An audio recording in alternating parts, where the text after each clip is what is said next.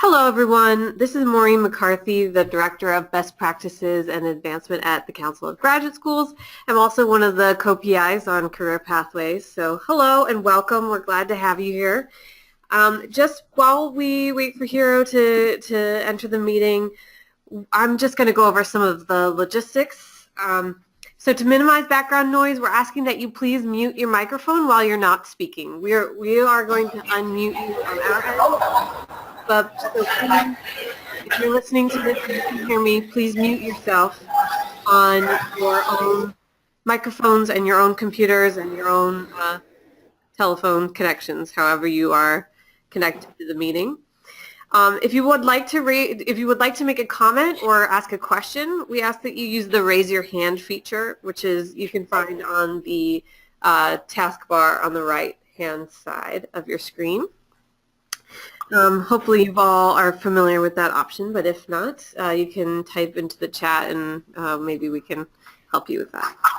We'll monitor the speaker's list and we will recognize you verbally when you raise your hand. So we'll say, and you have a question, please ask your question, and then you can unmute yourself and ask your question or make your comment. Just so you know, as with all of these meetings, recording and slides will be emailed to all the project director survey administrators, and site project directors and co-project directors.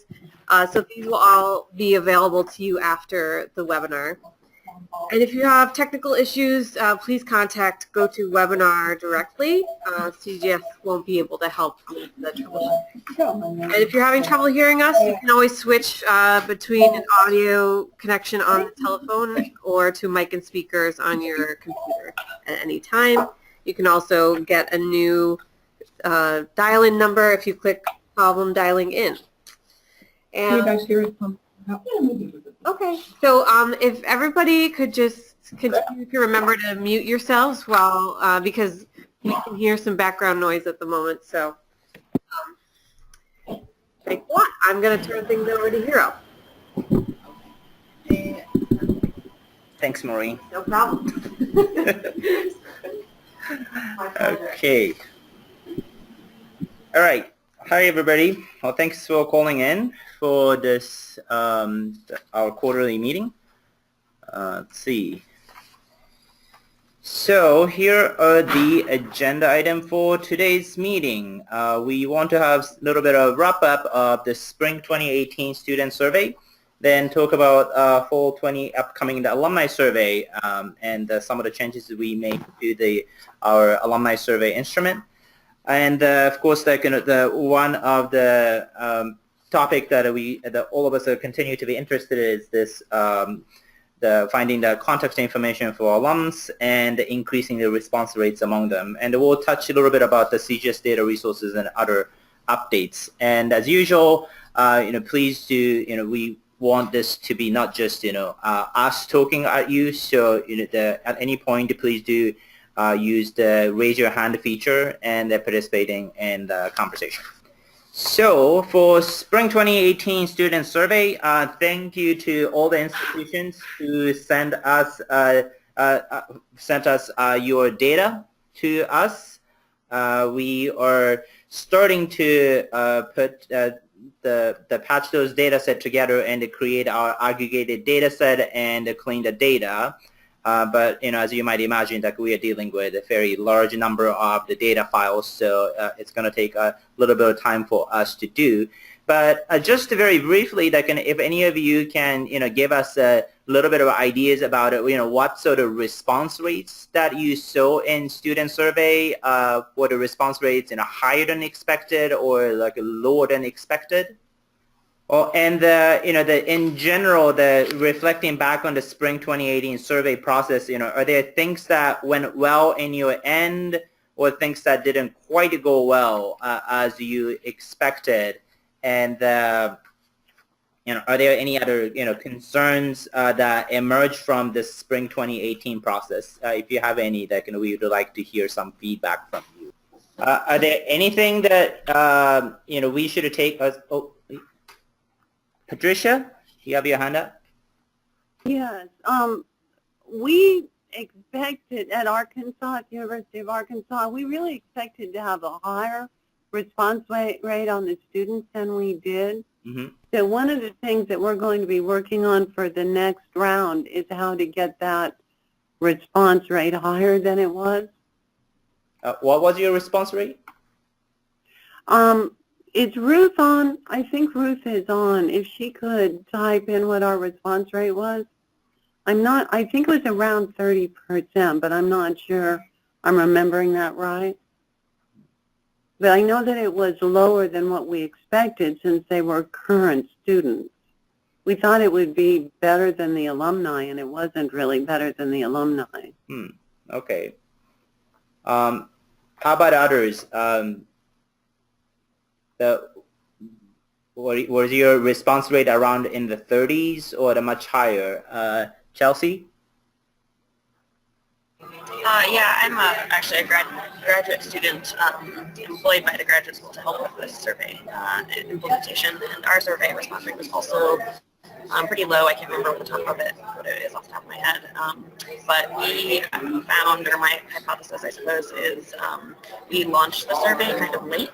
We got like a little bit of a late start, and so we were more towards the end of the semester. And I think that probably current students were already consumed with other, perhaps what they thought were more important things, like exams and getting ready to travel and such.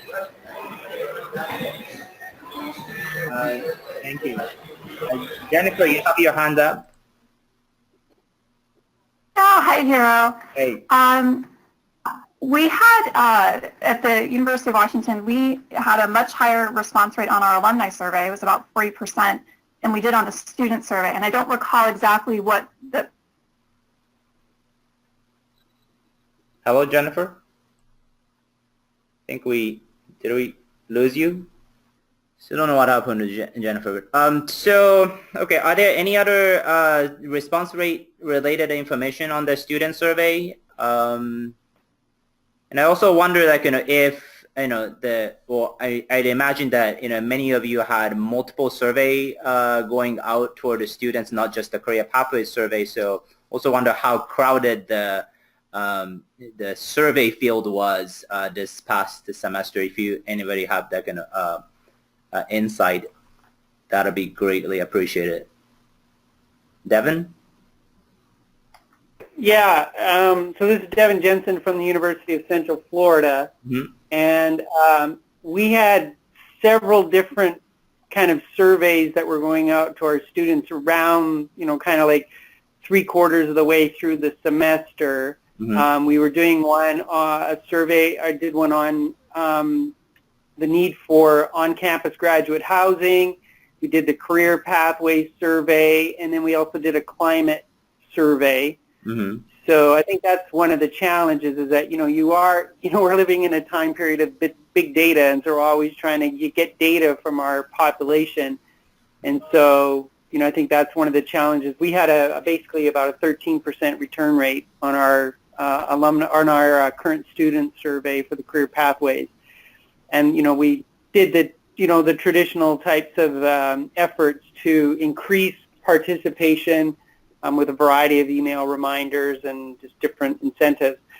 But we just couldn't get that population. And I'm thinking that, that's the potential reality, is that students are just getting inundated, and that's what we know that they're getting hit with in terms of different surveys. And so I'm sure that had a hit on our ability to be able to have a higher return rate on our survey at the University of Central Florida. Devin, could you share with us, how the response rates for other two survey projects went? Was it similarly low?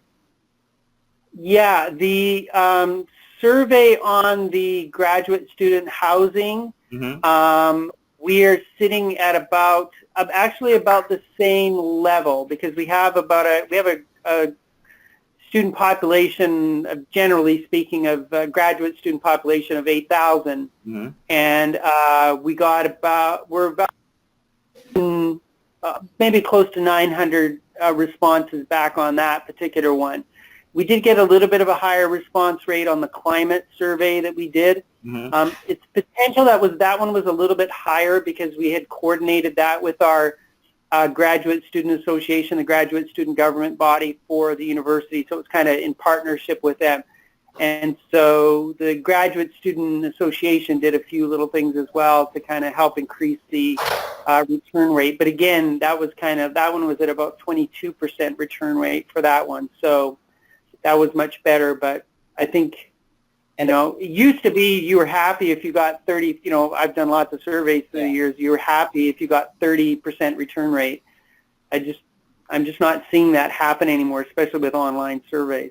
What was the sequence of these surveys? Was the career pathway the last or first or middle? They were all kind of running basically concurrently. Like I think they each started like a week after one another. With the career pathways was the second one that we sent out. We did the climate survey, then we did the career pathways, and then we did the grad student housing. Okay. Great. Well, thanks for the insights. Are there anybody else that sort of had a challenge with the response rates, or the other way around too, that had a really good response rates from the student? Mary, you have your hand too.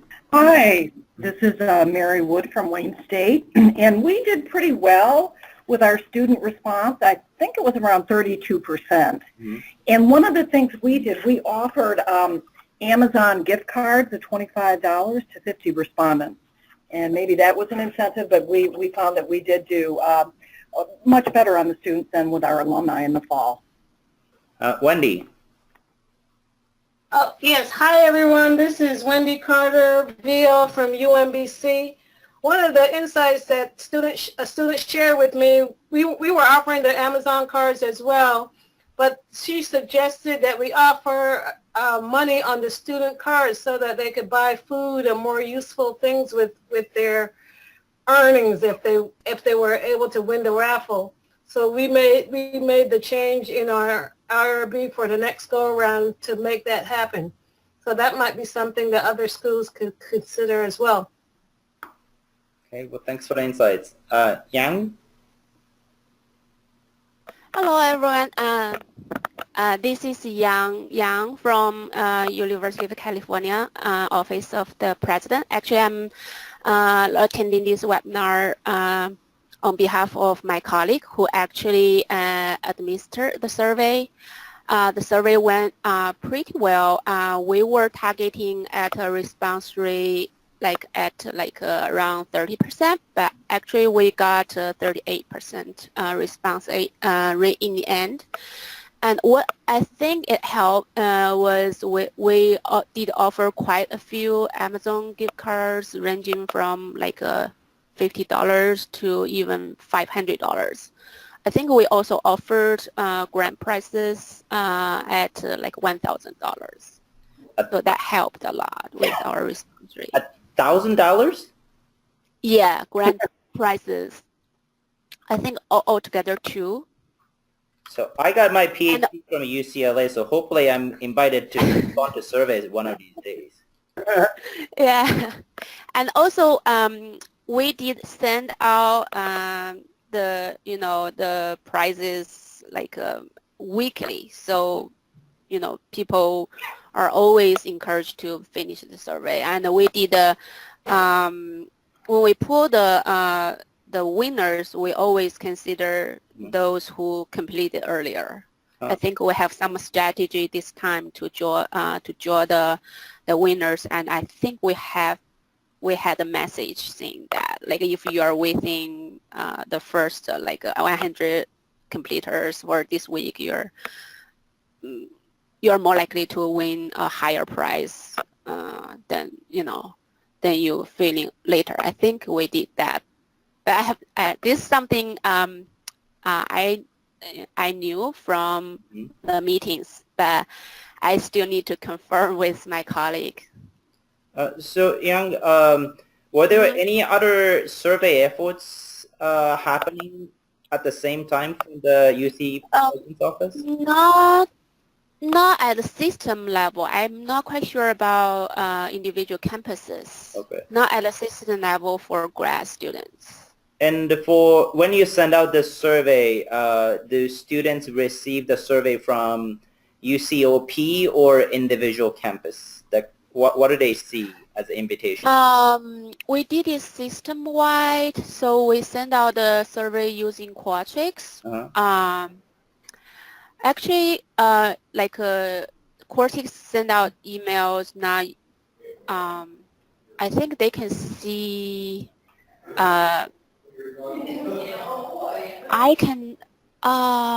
think we can type in a send email address and they can directly reply, but I'm not quite sure if they do see a UCOP domain than Qualtrics domain. But it's signed off as a UCOP instead of the individual grad division. Yeah.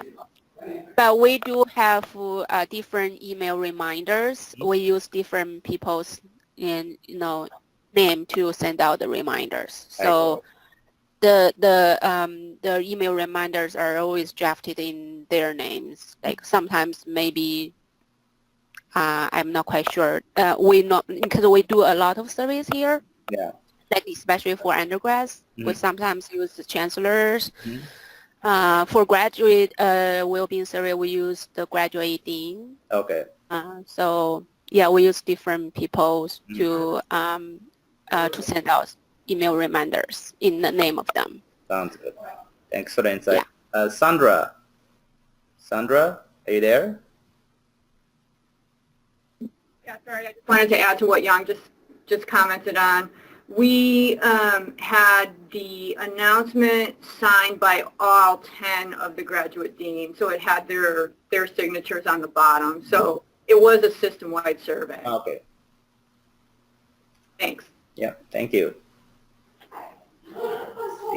Are there any other with some thoughts, additional thoughts around the response rates?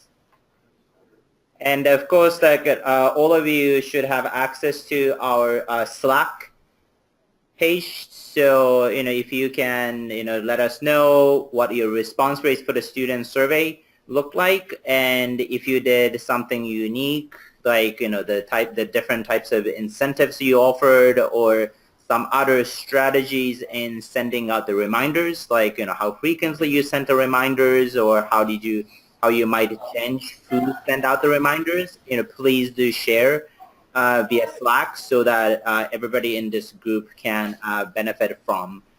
But aside from that, are there any other lessons learned from this first round of a student survey that we should take it to the next year's student survey cycle? And particularly, what are some of the things that we should look, we as in CGS should look into make your experience easier? And before you jump on and say that create the online secure data transaction, we are definitely working on that one. So hopefully we can resolve that problem soon. But other than that, are there any other things that CGS can do to help improve the process for you?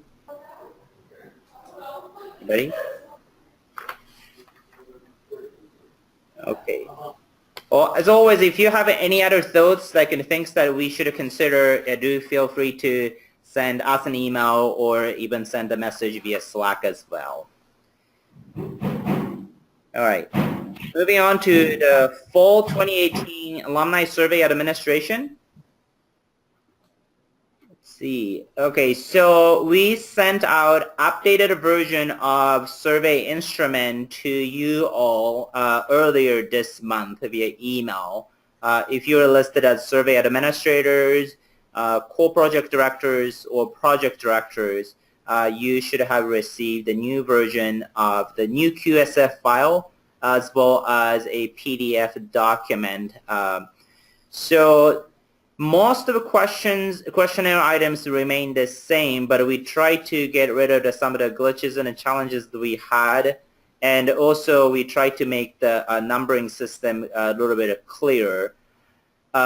As you will see in the questionnaire document, some of the guidance, if you use the QSF file we sent, theoretically, when you I think somebody has the microphone on. I think I muted. No, not yet. I don't know whose microphone is on, but we can hear your, whatever the background sound may be. So please check your microphone. Okay. So if you use this new QSF, the Qualtrics file that we send, somebody is definitely not muted. And the background is pretty loud.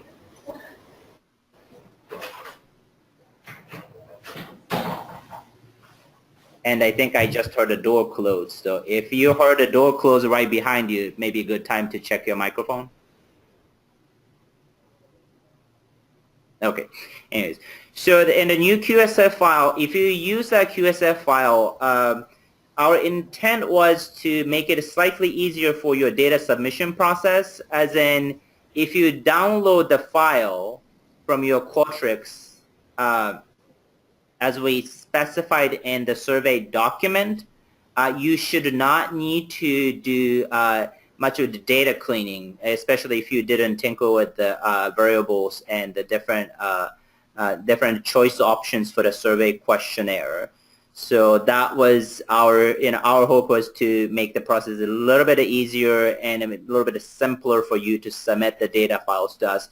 But of course, you still have an option to add where it's appropriate institution-specific questions, or just the same as some of the demographic questions. We open up the option for you to customize it. If you make any changes from our QSF file, you'd still need to recode the responses to conform with our questionnaire and the coding scheme. So hopefully you have the opportunity to review it, and hopefully the process was made it a little bit better this time around as well. Anybody with a question about alumni survey instrument? Everybody good and they're ready to go? And again, like if you face any issues, feel free to email or Slack message, or in some cases, some of you might found that calling my office number is probably the best way to get a hold of me and demand the instant response. So there's that option as well. Okay. So we talk about this topic very regularly, but finding the alumni email addresses and the increasing response rates, this is something that we discuss quite frequently, but we wanted to make sure that before we start the fall 2018 process, we have another opportunity to talk about any tips or questions to the others that you might have. Because some of the basic and getting correct alumni email addresses, or even increasing the response rates, working with the departments and the graduate programs, and encouraging their alums to respond to the survey. Timing of sending survey invitations. We talk about this at one of the examples from, I believe, was UVA, was thinking about when you send out the survey to alums. In their case, I guess it worked out sending the survey to alums towards the weekend rather than the beginning of the week, to, I guess, that might have caught them and caught the alums at the better timing in responding these surveys. And last year we share some of the templates for invitation and the reminder emails. We can repost that on the Slack site so that you'll have access to that as well. And some institutions were able to offer incentives to respondents as well. So if anybody have questions about boosting the response rates, or some tips for other institutions about how you might increase the response rates, raise your hand and please do share some ideas.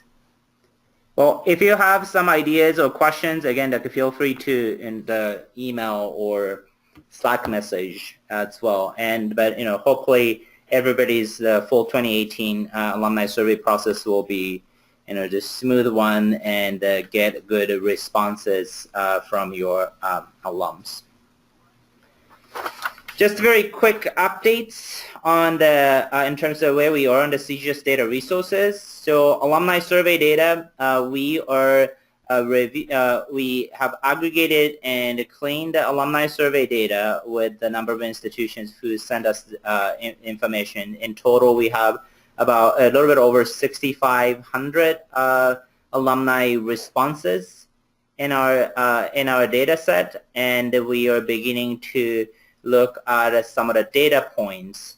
We are going to prepare aggregated descriptive data tables, and hopefully we can share that with you with you soon. This will be a more just the data tables file, not necessarily something that you'll be able to manipulate the data at this point, since the CGS will be using these data for our data briefs and the research manuscripts. So right now we are not preparing the raw data file or for sharing yet. So our plan is to disseminate aggregated descriptive data tables for the key data points.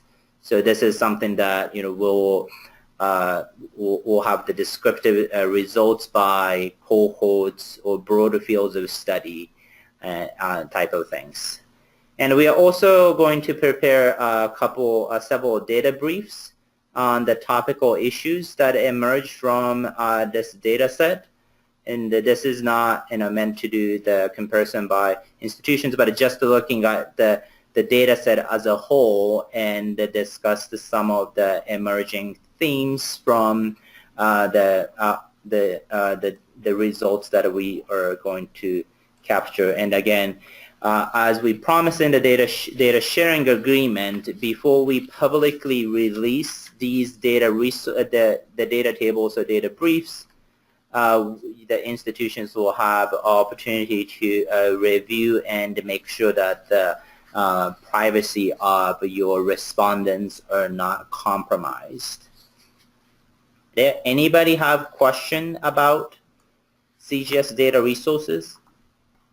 Okay, great. Let's see. So then, finally, the upcoming important dates. Well, the full your alumni survey administration will start. That will be really based on your timeline and how it fits, and the data is not due until the 2019. But our next survey administrators meeting will be October 24th. That's also Wednesday. And the in-person project directors meeting is going to be at the CGS annual meeting in Washington, D.C. More details will be shared to the project directors. But so those project directors planning on coming, registration for annual meetings will open, I believe, in the August 6th or so. Keep in mind of that. For those awardees, the subaward checks will be dispersed in August. We are processing that. And like I said earlier, the secure online data upload options, we are working on it. And hopefully for alumni, the fall 2018 alumni survey results, we will be able to offer you online data submission option, and to make it easier and also more secure than simply using the USPS or the other snail mail method with password protected medium. Also, some of you might have read the Chronicle Higher Education's article about PhD, tracking the PhD career outcomes data, and the headline had some version of whether the institutions are unable or willing to do the tracking. And of course, we know from this project that all of us are willing and able to track career outcomes of the PhD holders. So to that end, that we have we are drafting a letter to the editor, and shortly we will circulate the draft letter to the editor to project directors. So for those project directors who are interested and willing to co-sign the letter to the editor, that you will have opportunity to join, and we will send this to Chronicle or other higher education publication, to just let people know that we have here we have a consortium of institutions of higher education who are very much committed to the idea of tracking and reporting career outcomes data for of the PhD students. So that was all in terms of what we put as an agenda item. Are there any other issues we would like to discuss with the group about the Career Pathways project? The alumni survey data will be due the same timing as the earlier this year. So was it March? Yeah, so it's the beginning of March. Carol, you have your hand up. Oh, sorry. I think I had to unmute. Oh, thanks. Thanks. Now I'm unmuted. Yeah. Hi, this is Carol Giannetti at UC Santa Barbara. And I just wanted to raise something that has troubled me in the past about PhD alumni surveys. We did one UC-wide a few years back before getting involved in this project. And that is that the people that we tend to find through our LinkedIn surveys and the people who tend to respond to our alumni surveys, I think are people that tend to be in certain kind of careers more than others. And I suspect that there's some level of inherent bias in the results that we're getting. And I was just wondering if you've thought about this and how you how you think about it, if you have. Thanks. Anybody want to weigh in? So from our end, yes. So there's also always the selection biases around who choose to participate in these surveys, and also institutions' ability to locate the contact information. I believe in our December project directors meeting, point was raised around how people who worked in the academy tend to have their contact information publicly available, but if those PhD holders who are in the industry, their email addresses might not be searchable through Google or other search engines. So the respondents and also those people who are receiving the surveys may be skewed toward a particular type of sectors. I mean, we will note that as our limitations to our data, and by the design of this project, when we report the data, we are not going to make a claim that in any way that our aggregated results are representative view or a representative look of all the PhD degree holders. We'll have those limitations clearly noted and address the nature of this project. But at the institution level, like when you communicate the results from this effort to your campus stakeholders, that's something we would be interested to know, what you're planning, when you share this data with your, say, the faculty or other administrators or other stakeholders on campus. If any of you have thought about the implication of that, please do share. I'll just say thank you for that response. As long as it's clearly stated in the report somewhere so that everybody's aware of this, so it doesn't seem as if we're, trying, well, that we're ignorant of this fact, I think is important so that people know. Yep, of course. Any other points, questions? Kathleen? Hi, Katie Flindim from Stony Brook University. I just wanted to chime in briefly on this idea of the possible bias in our results, because I think it's really important for us all to think about in terms of not only how we publish these data, but how we end up feeding them back into our programs as part of program review. And I guess just something I wanted to mention that I really appreciated from some of the meetings and best practice sharing that I've heard from the other institutions about ways to increase their response rate. Something I've been thinking about is that on one hand, you know, I have a student who's doing her best to just Google the heck out of our list of alumni that we can't find. And by and large, that is what she's finding, is that the folks who are in academic jobs, it's definitely easier to find their contact information. What we haven't tried as much of, but that I'm intrigued to try, is this idea of using LinkedIn and perhaps even reaching out to people more directly on LinkedIn. And I guess I had been thinking that in some sense, those two data sets of contact information are slightly complementary in the sense that I don't find a lot of our academics really using LinkedIn as much, whereas folks in the private sector may be somewhat more likely. So I guess, you know, I had been hoping that in some sense that might end up balancing each other out a little bit. But we haven't fully tried it, so I have no data to back that up. Yeah.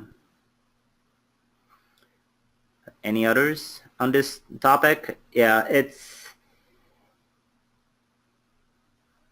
I mean, it's going to be pretty difficult for us to, you know, have complete access to email addresses or the contact informations for an alum at this point, you know, unless your institution have very robust and long-standing way to stay in touch with alums. And I think that's part of our, well, I guess in a good way, it's challenging the evolving nature of our project. You know, I think the hope is that over time we collectively get better at having up-to-date contact information for alums, and we can continue to engage alums for the purpose of improving the PhD programs and you know, other reasons as well.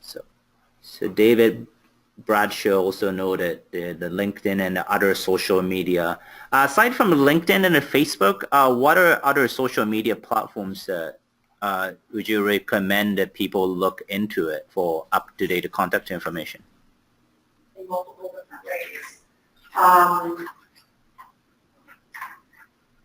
Anybody? Adding professor to the Google search.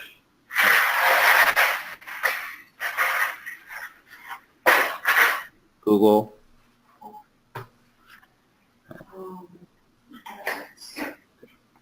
Academia.edu, like you can look up papers under their name. Oh, okay. Under their name. You can also type in their name into Google and then put conference. Yeah. And it will sometimes pop up their participation in a conference and what university that they're at. Or at least we're at when they did that conference. Great. Yeah. Instagram, Snapchat. What about Tinder and Grindr? I didn't. Okay. They're All right. Any other tips for the social media? Anyone else see this? He can see it, but he's not saying it. No, but yeah. That's right, because we can't see what everybody else is. Or would we be able to? I'm just leaving it alone. Thanks. Okay. Are there any other topic you want to raise with this group?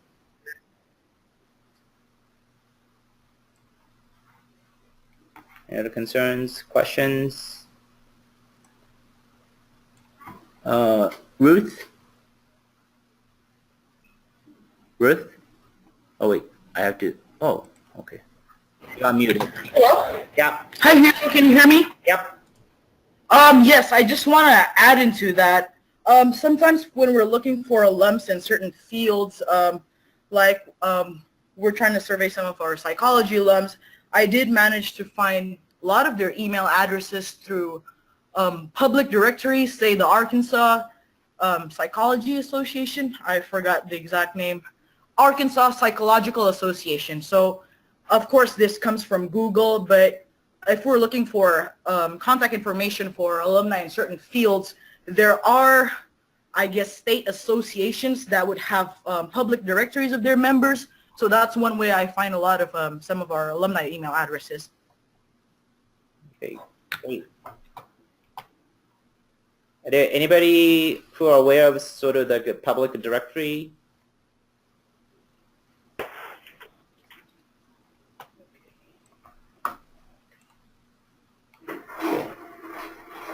Any other ideas?